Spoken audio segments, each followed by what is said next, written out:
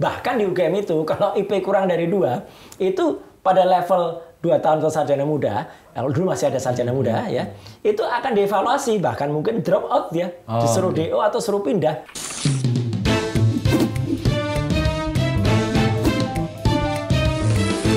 To the point aja.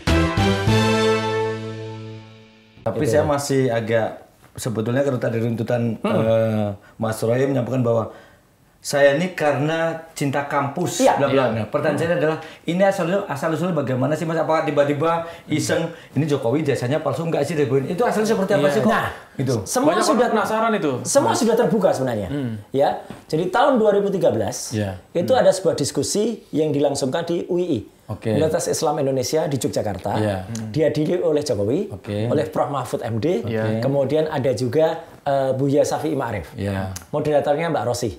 Waktu itu diskusi, kemudian ada candaan di diskusi itu. Wah ini IP-nya berapa nih kalau untuk capres? Gitu. Waktu itu Jokowi masih gubernur DKI. Ya. Nah kemudian Pak Prof. Mahfud mengatakan IP saya 3,8. Wah hebat. Nah Jokowi mengatakan IP saya tidak ada 2. Itu perkataan dari mulutnya dia loh ya. Kalau kemarin tiba-tiba dalam Barreskrim itu ada lembar yang katanya itu adalah lembar KHS ya atau itu IP kumulatif ya berarti ada yang bohong. Ya toh si penunjuk KHS itu yang bohong atau Jokowi yang bohong. Udah kan gampang. Ya kan gitu nggak usah nyari orang lain itu sudah ada satu kebohongan berarti. Nah dari situ Mas kita jadi berpikir loh kalau IP-nya di bawah 2 kalau kita pernah kuliah, ya, kita akan mengerti IP di bawah 2 itu nggak bisa ngambil SKS setahun ke semester itu lebih dari 15. Berarti selesainya nggak mungkin 5 tahun. Mas Roy berpikir itu tuh kapan? 2013 kan masih menteri juga Mas Roy. Oh iya. Saya memang tidak waktu itu saya biarin aja. Itu orang-orang yang sudah mulai ribut. Makanya di Twitter waktu itu namanya masih Twitter ya. Sudah banyak mempertanyakan itu dan bahkan menghitung. Tadi itu. Kalau dia ngambilnya hanya 15 SKS-nya, berarti satu semester itu bisa ngambil 15, maka kalau 2 semester itu 30, untuk mencapai orang di S1 itu harus 148 sampai dengan 150-an, lebih dari 5 tahun. Apalagi di fakultas eksak. Bahkan di UGM itu, kalau IP kurang dari 2, itu pada level 2 tahun atau sarjana muda, kalau dulu masih ada sarjana muda ya, itu akan dievaluasi, bahkan mungkin drop out ya, disuruh DO atau suruh pindah. Gitu loh. Makanya itu pun jadi temuan baru sekarang yang sekarang udah ada Profesor Yusuf Henuk ya, yang dia mulai melihat loh kok kemarin itu SPP-nya hanya sampai semester keempat gitu, semester 2 gitu. SPP-nya Jokowi. Ya, yang lain mana gitu kan? Jangan-jangan dia hanya sampai semester itu gitu kan? Mungkin could be kan? Ya, patut diduga dia memang hanya sampai semester itu kata Prof Yusuf Henuk. Tapi kembali ke tadi. Jadi ketika 2013 itu mulailah dari mulut dia sendiri isu ini sebenarnya berkembang karena dia memancingkan rasio atau akal sehat masyarakat di mana harusnya kalau orang dengan IP 22 itu bisa kemungkinannya DO atau di atas 5 tahun. Yang menarik kan kemudian orang melihat ya dia selalu cerita masuknya tahun 80 lulusnya 85. Bahkan kemarin ada menarik lagi kalau dari hasil itu nanti kita challenge lagi katanya KKN-nya 83. Berarti 3 tahun KKN itu nggak masuk akal. Karena orang KKN itu biasanya dia IP sudah SKS-nya sudah hampir 100 dan biasanya sudah 4 tahun baru bisa KKN. Ini 3 tahun kalau sudah KKN tuh jangan-jangan bukan KKN kuliah kerja nyata tapi kolusi korupsi dapat semua. Jangan-jangan. Nah dari situ berkembanglah banyak kemudian dugaan-dugaan ramalan. Dulu ada yang kalau di internet itu ya, kalau di Twitter tuh ada yang namanya Andini lah, siapalah dulu, terus ada apa gosip apa, X apa, opposite apa. Saya senyum aja dulu, sampai kepada seseorang yang serius, yang membuat buku, namanya Bambang Trimulyono.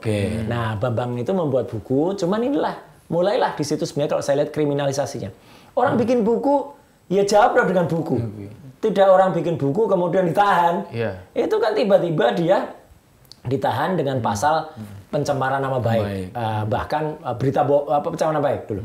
Tidak kena pencemarannya karena ijazahnya tidak pernah dihadirkan di persidangan ya sampai sekarang. Tiba-tiba dia dicokok dan ditahan sampai dengan kemudian ujung-ujungnya pun ketika putusan MK MA di kasasi dia malah kena penyebaran agama malah. Karena dia sempat dengan Gus Nur itu melakukan sumpah namanya sumpah mubahalah. Sumpah mubahalah aja sebenarnya bukan pencemaran agama, tapi kok dia bisa kena ya itulah kriminalisasi itu yang kembali mau terjadi sekarang. Itu. Nah, Mas Roy itu masuk di mana karena ngelihat itu siapa tadi? Enggak, saya sebenarnya baru di ujung. Oh, di ujung itu? Iya. Di ujung. Jadi ketika kemudian ini masuk 2024 ya. Itu kan akhir tahun 2024. Ada kelompok namanya TPUA. Tim Pembela Ulama dan Aktivis. Yang itu akhirnya saya tahu mereka mendaftarkan gugatan di Bareskrim ya tentang ijazah palsu tanggal 9 Desember. Nah, jadi ketika mereka masuk ke situ, saya pun juga belum diajak apa-apa, ya gitu. Artinya memang belum mereka mulai masukkan bukti-bukti belum ada. Nah, menariknya tanggal 15 Maret ada seorang pakar digital forensik yang dari Bali G itu kemudian datang ke UGM. Kemudian dia melakukan penelitian, dia beruntung karena dia menemukan skripsi yang kemudian dialah yang kemudian melakukan hipotesis pertama bahwa ini dibuat dengan Times News Roman ya kan 11.000% palsu gitu. Saya dulu sebenarnya sempat juga Mas, ini terus terang. Ketika tahun 2022 ketika pada saat kasus Bambang Tri itu kan ada wawancara di yang dilakukan oleh Dr. Sigit ya gitu Sunarta. Dia menunjukkan sempat skripsinya, kemudian menunjukkan ijazah fotokopi, ya. Itu yang wawancara di UGM itu ya. Saya pun waktu itu sebenarnya sempat agak berpikir, ini kok skripsinya terjadi aneh ya, gitu. Cuman saya kemudian tidak seberuntung respon. Ya, saya sempat ke UGM karena waktu diantar pulang ke Jawa itu saya datang ke Fakultas Kehutanan, tapi dikatakan skripsinya nggak di situ, disimpan di tempat khusus karena itu presiden. Ya udah, pokoknya nggak nemu lah gitu. Nah, keberuntungan Dr. Resmond kemudian menemukan itu gitu. Jadi dia terus buat hipotesis pertama. Nah, dari situ kemudian setelah dipublish meledaklah itu hipotesis dia. Dari situlah saya kemudian melihat lah ini ada objek yang kemudian menarik nih karena Dr. Resmond sudah menyatakan melihat sendiri itu.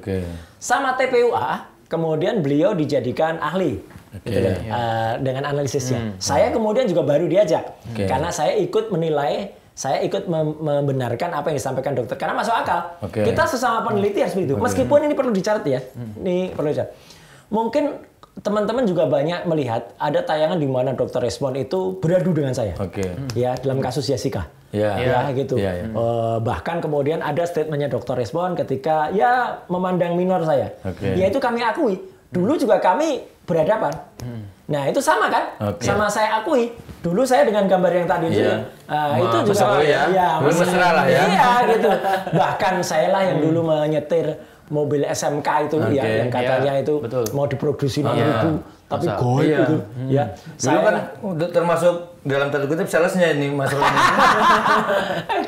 Ya karena dia nggak naik SMK itu malah dia naik pesawat.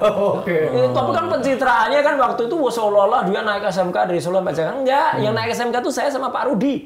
FX Rudi Solo. Ya itulah saksi sejarahnya dan kami nungguin itu di Balai Uji Serpong emisi dari mulai tidak lulus sampai dengan lulus. Jadi kami waktu itu serius ingin membantu itu loh supaya SMK ini benar jadi. Ternyata dikibulin.